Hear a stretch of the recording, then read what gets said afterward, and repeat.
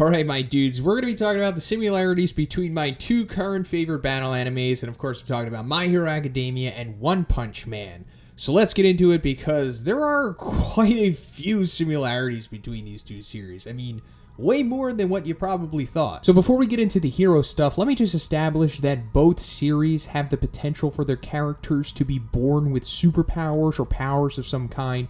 So, of course, in My Hero, it is known as quirks, which came from the quote-unquote phenomenon, and this affects about 80% of their population. But in One Punch Man, it's different because the percentage of the population born with powers in that world is much lower than 80%, as well as their powers being more standard, such as things like super strength and super durability, not like the hyper-Pacific powers that we see from the quirks in My Hero. So now that we have that out of the way, let's get into the main similarity between these two series, and that is, of course, the pro heroes. Yes, both series have a system of professional superheroes. So in the world of My Hero, it is very difficult to become a professional hero. I mean, you need to go through years of schooling, you need to pass all kind of tests and get these licenses and whatnot.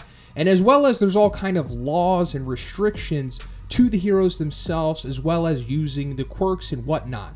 But in One Punch Man, it's way more laid back and lax than it is in that world.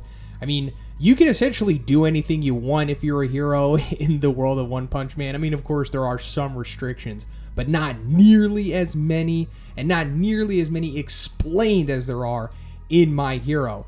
In fact, in One Punch Man, in order to become a hero, all you really need to do is pass an exam, and the exam isn't really all that difficult. I mean, it's kind of implied that in the world of One Punch Man, almost anyone can become a hero, because if you look at the bottom of the barrel of the Hero Association, like taking a look at the low-ranking C-class heroes, you'll find hilarious characters like Armored Assistant Manager. Both series also have hero rankings. It's much more elaborate and detailed in One Punch Man, as that is a big element of the story. I mean, we have rankings from C, B, A, and S, as My Hero only really has the top 10 heroes ranked, and this is essentially akin to the S-class heroes in One Punch Man. So aside from the similarities of their pro heroes, they also have similarities with their villains. So in One Punch Man, of course, they are called monsters, and in My Hero, they are quite literally called villains. So in My Hero, a lot of the villains that we see look like monsters, and this is due to them being born with some kind of heteromorphic quirk, and we can assume that this led them to their life of villainy. But in One Punch Man, the population has the inherent ability to simply become a monster, and this is due to an abnormal cell reaction triggered by an explosion of negative emotions.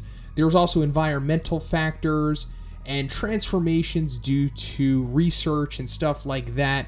And there's also monsters that are simply born that way, such as what we see with the sea folk like Deep Sea King. So now that we have those main similarities out of the way, let's get into character similarities, because there are two big ones. I mean, one of them is kind of similar, but there is another one that is gigantic. So first, let's talk about Saitama and All Might. So these guys are very similar. They both at one point or another were the one above all in their respective series.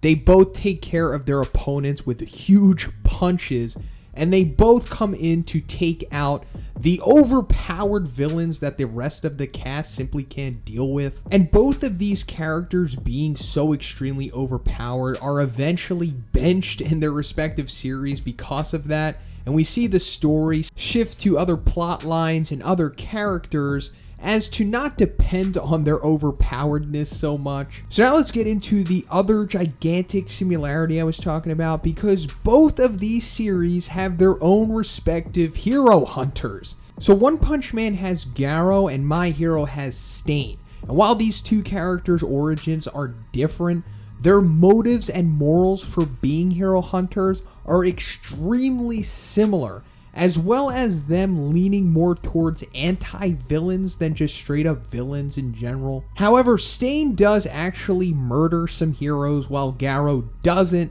and this is due to Stain being legitimately insane while Garo still has his sanity somewhat. But they both stalk heroes in similar fashions, as well as going from city to find them.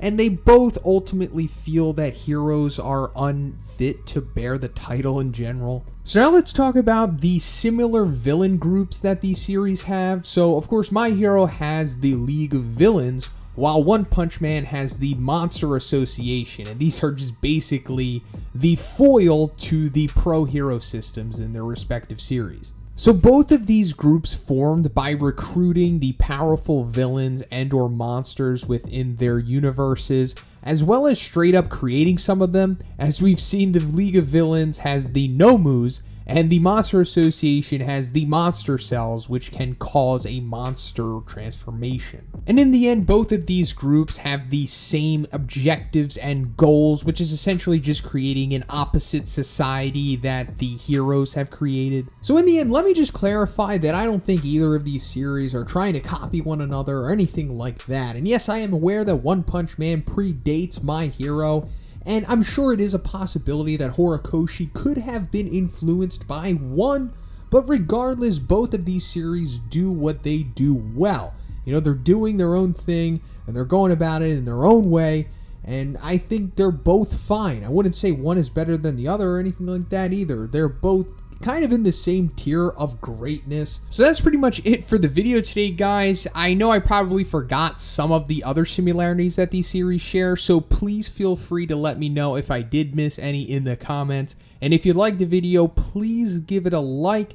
I also have a Patreon. It starts at $2 and it gives you access to a Q&A. And if you haven't, please subscribe as well. Have a great day, guys, and I'll see you in the next one.